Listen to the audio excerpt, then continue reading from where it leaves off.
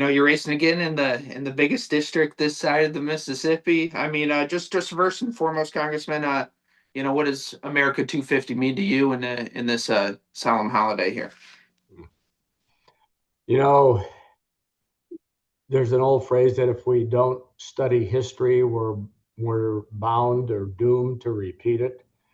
So for us, I think the biggest thing that I have seen that I believed all my life, in other words, how lucky we are to be, Americans and what people before us persevered through to literally create our country. But one of the things we're seeing in the news today is based on what the people from all over the world who've come here to the US for the World Cup and their response to, wow, how great it is to be here in America. We can do this, we can do that.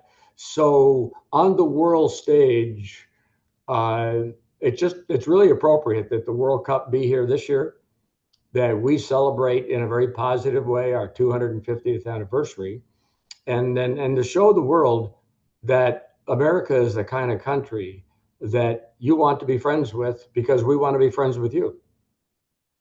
Just Congressman, why don't you just take a couple minutes, tell my audience, what you've been up to for the year and a half, and what you guys have been working on. Well, how about what I've been up to for 10 years? Because it was 10 years ago that I first ran. And when I ran 10 years ago, I made a commitment to all the voters of the first district of Michigan, not just those who voted for me. I made a commitment to all the voters and all the people of the first district that I would represent them to the best of my ability and get better every day here in Washington, D.C. Representing a district doesn't necessarily mean that I agree with every position that everybody takes. But what it does mean is that between myself and my staff, we listen to every voter, to every group, and take in their issues. And the first thing we ask ourselves, is there a role for the federal government in this issue? And if there is, we get involved. But some of the issues that are brought to us by constituents, it's clearly a state level or in some cases a county level where the federal government has no role. So we also spend a lot of time educating our constituents and guiding them to a place where they can get their issue heard. But if you ask yourself, is living in America, is living in the first district of Michigan better today than it was 10 years ago? We all have an opinion on that. But when you think about on the side of twice in 2017 and now this past year, where we did the Working Families Tax Cuts Act, people, when they got their taxes back a couple of months ago or whenever they filed them, they saw a bigger return. They saw less taken out on the front end and a bigger return on the back end. So on the fiscal side, we're doing the right thing here in Washington, D.C. under President Trump and Republican control of the House and of the Senate. I'm proud to be part of that. And as you know, I'm running again, and I've got some things on my plate that I wanted to get done when I got here 10 years ago. And then a lot of them involve veterans and their families. I still sit on armed services. I chair the subcommittee on readiness, which touches everything, whether it's people, planes, ships, supply chain, whatever it happens to be. And I'm also on Veterans Affairs still. That was 10 years ago. That was my first choice of committees coming here. And I am extremely involved in things that relate to veterans and their families, but also relate to, in the case of the veterans, we still have too high a suicide rate. We need to provide the therapies and the counseling that are going to help veterans. And if we get it right for veterans, guess what?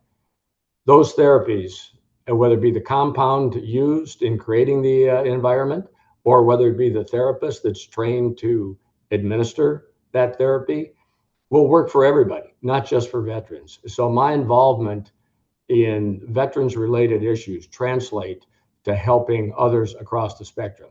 And I guess thirdly is that my commitment to education, because if we don't have 18-year-olds who can read and write and reason and discuss differences in a classroom or family setting, then we're not doing everything that we can and need to do for our next generations of adults who will take their place in the working world, the family world. Maybe some of them will go into the military.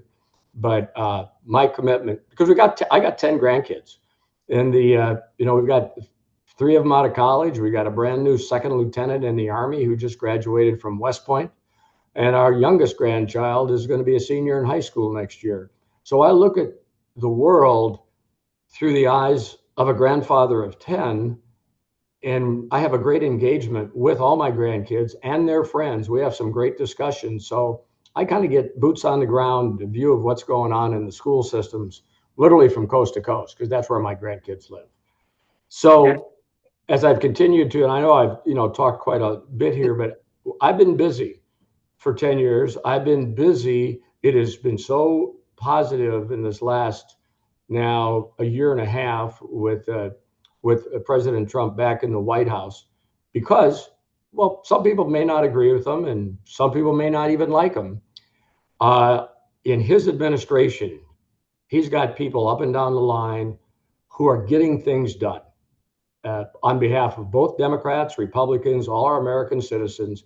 And the number one responsibility of any commander in chief, and when you think about this, we have 51 commanders in chief in our country. We have the president and we have 50 governors. So in our case, who's ever governor of Michigan is responsible for the safety and security of Michiganders. That is the number one responsibility of any president. Democrat or Republican doesn't make any difference. And we're in a better environment, a more secure environment, because we have an administration who's being proactive and figuring out ways to reduce fraud, waste, abuse, and corruption. It's a great time here to be in Washington, D.C., if you want to get things done. Yeah, of course. And thank you for laying that out. And congratulations on your grandkids, sir. That's awesome to hear. And we got a lot of issues to be had in this country, and you guys are. And I have a few questions here because you're running for another race. What makes you different from your primary opponents, Matthew Donater and Justin Michael, and why should Republican voters in the first district stick with you over a fresh face? What would it be like if 15-year-olds ran the world? I'm not too sure.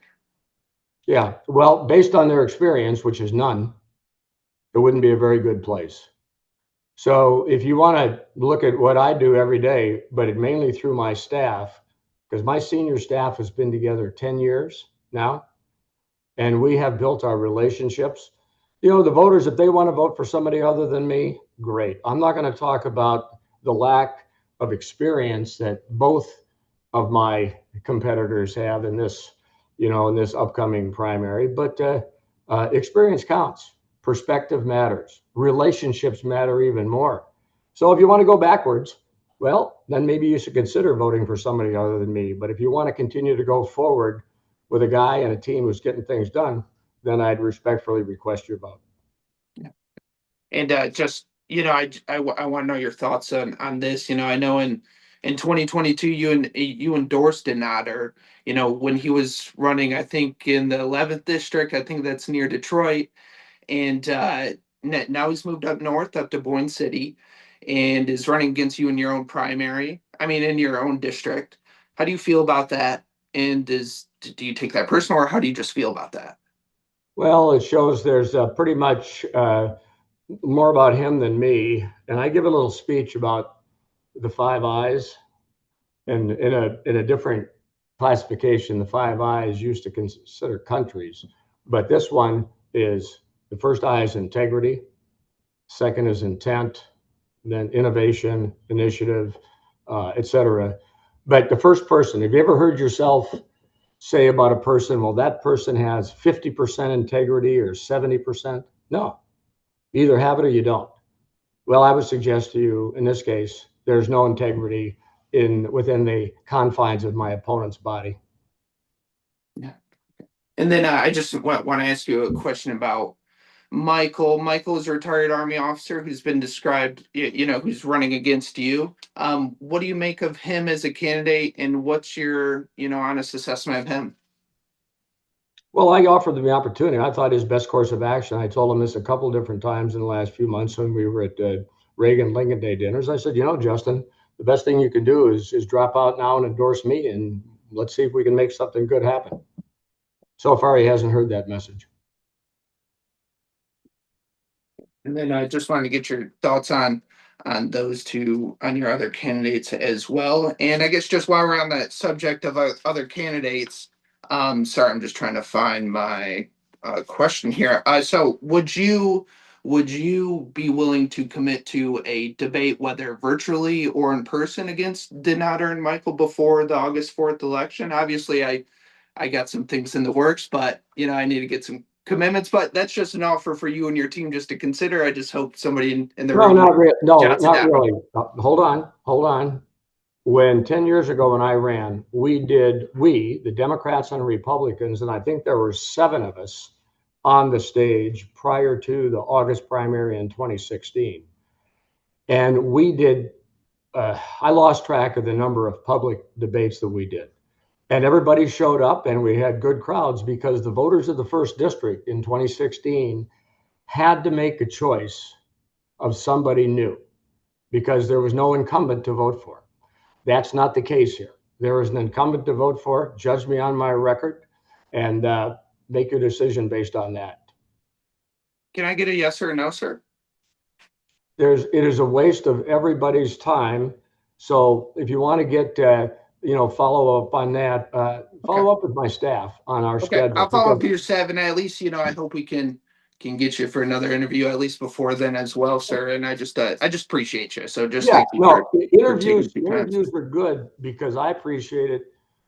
If we're not communicating with our constituents, Mhm. then that's part of the job. People want to know what's going on in DC, and you're not going to get it through TikTok, and you're not going to get it through CNN, and you're not going to get it through Fox.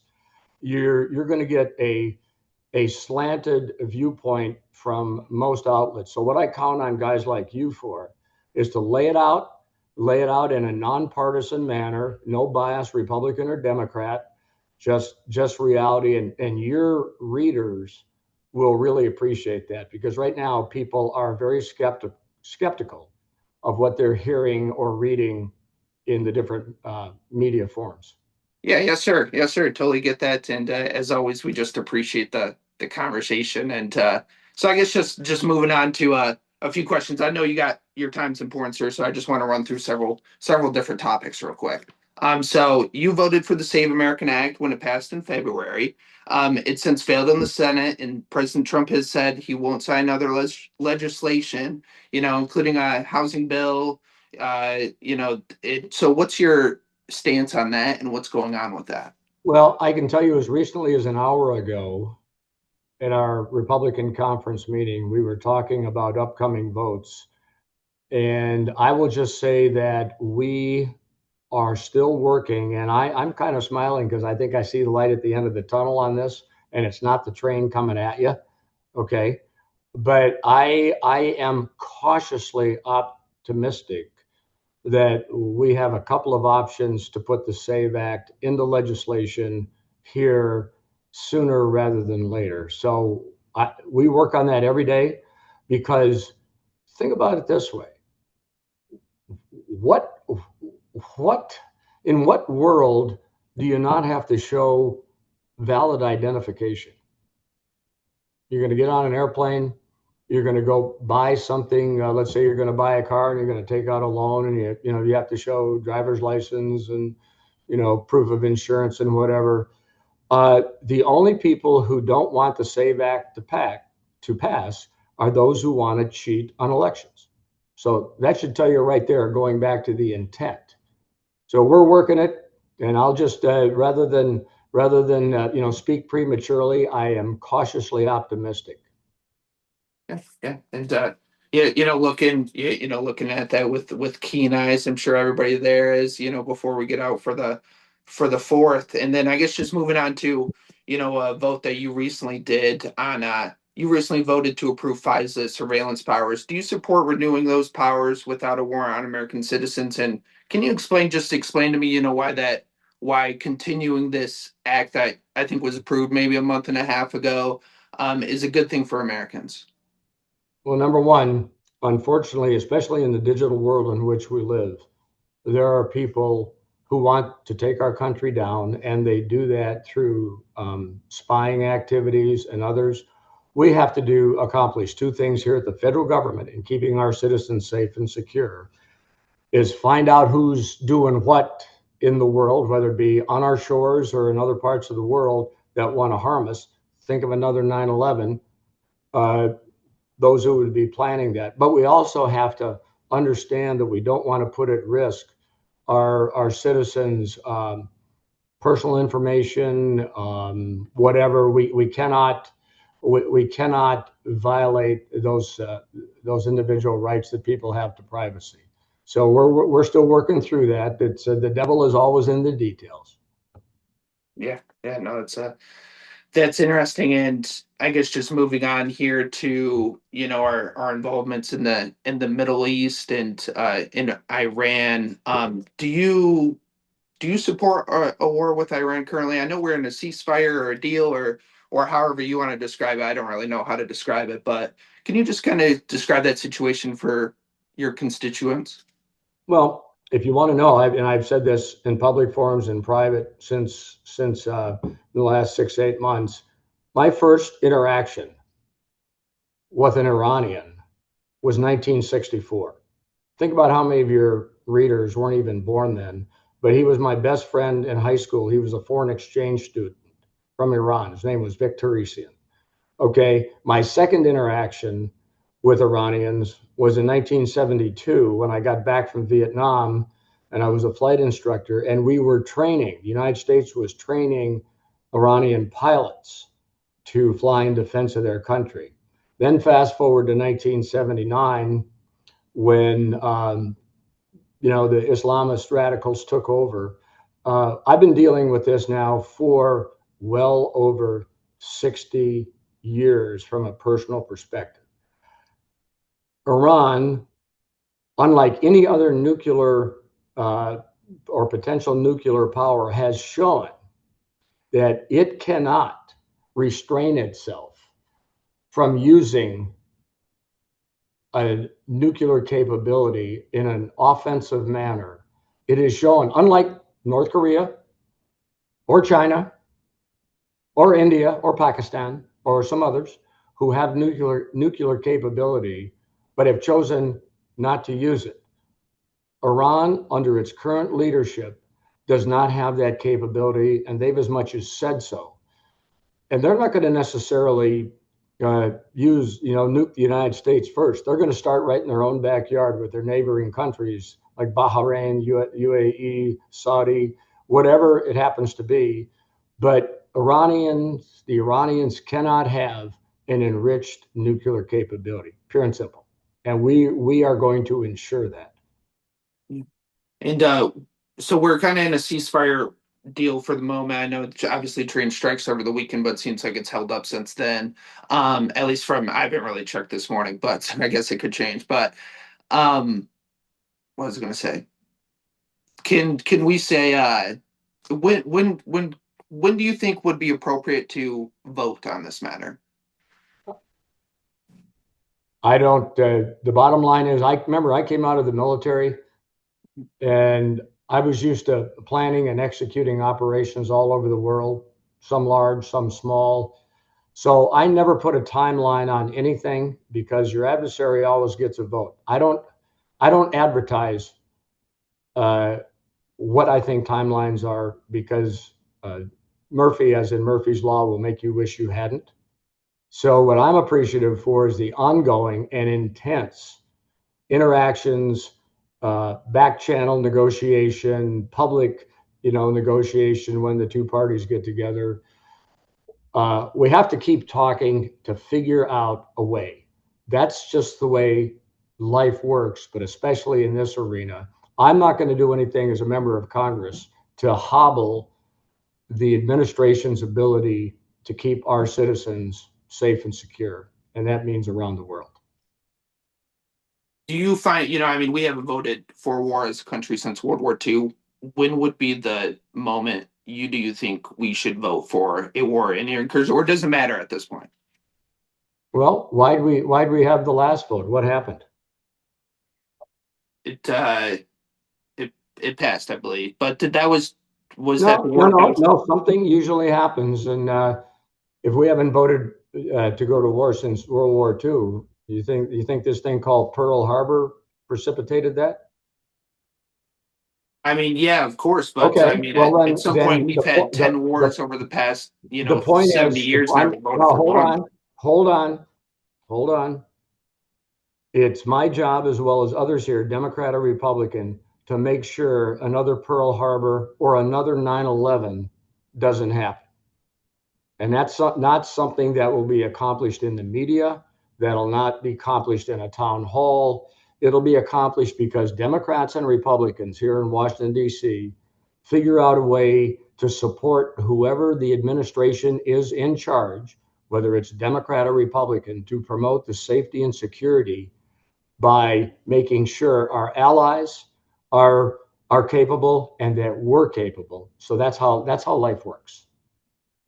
Yeah, and then just moving on to our potential bill. I don't think you've had a By the way, vote I got on. about just about the staff's ringing at me, so I got about 5 more minutes. Okay, 5 more minutes. All right, I got a couple more questions for you. I'll let you go. So buried in the House version of the 2027 National Defense Authorization Act is Section 224, the United States Israel Defense Technology Cooperative Initiative. So analysts at the Quincy Institute argue this would do more to intertwine the U.S. and Israel militaries. And since you sit on the House Armed Services Committee, do you support this Section 224 of getting more involved Well, in? okay, now I have a copy of the National Defense Authorization Act that we're going to vote on here tomorrow. And we are just literally, my staff is digging through all the different titles, there's going to be amendments, there's going to be all of this. So for me to offer comment now before a vote, it would be unwise. But I will have a determination made before I go into vote for it, and to see if there's anything that needs to be modified. But I tell you what, one thing that the NDAA, as it is being proposed today, is really an excellent example of Democrat and Republican leadership. That would be Chairman Rogers from Alabama, who's the chairman of Armed Services, and Ranking Member Smith from the state of Washington, who is, again, the head Democrat on it. Their leadership together over the past 6 years has been an example of goodness, both Democrat or Republican, to figure out how to have a debate, argue different points, and put together a product. And that annual product is the National Defense Authorization Act. Put together a product that well, nobody's 100% happy with anything in life, but I tell you what, the way in which it was done, the debate, the discourse in our markup should have been seen by more people, because it showed respect for one another and a commitment to the goal of getting it done. Interesting. Yeah, I mean, it's just an interesting thing just to vote on. I mean, would you support the U.S. and Israel integrating the militaries? You And know, you know. Again, I served in joint billets in the Marine Corps. I've worked with so many different countries over my time. because we never If did you're that in not, World War II. pardon me. We never did that in we never joined our industrial bases with another country in World War II. Well, okay, so that's history. What do we do going forward? Do you do things always the same way and expect different results? Probably not. So we need to ensure that our allies, let's say NATO, the big one, that their industrial base and their commitment to the global defense is robust, intact, and looking forward, so that those who would want to eliminate the free world, and let's use Russia as a simple example. Let's get away from Iran because they want to eliminate everybody. But Russia only respects one thing, and that is brute force. You've seen that in Ukraine for the last 3+ years. We are only as good as our allies. Now we got about another 2 minutes here, and then I got to Yeah, roll. and then and then you got to go here.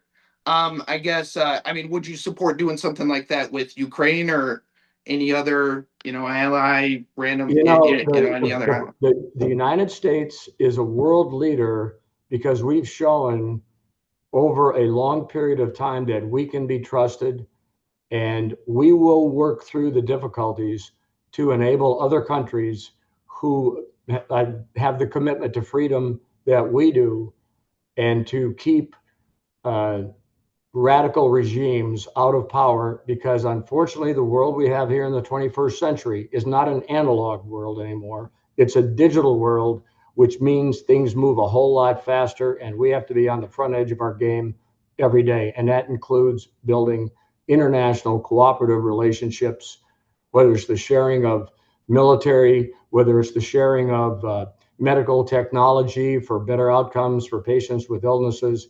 It's not just one thing. If I'm hammering the Yeah, media yeah, here, you pick on one thing and make it a big deal when it's not in the grand scheme of things. It's just part of a bigger package to promote peace, sovereignty, freedom, and a world that was basically given to us by God. yeah. You know, And then, the then one government doesn't last, give one you your last. rights. I'll God let you gives run you your here. rights. Just with your team, with your team. I know obviously in the last month you guys had a little shakeup.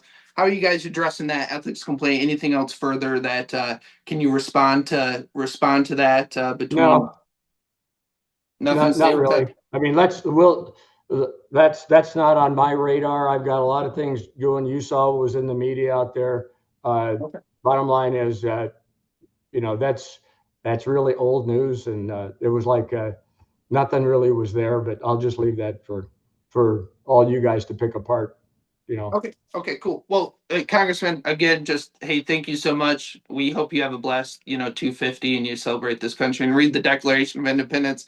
We hope you go to a post office and read it. I'm doing that myself, and we read at every single post office around here. That's the most important document in our nation's founding, and we just thank you for a few minutes.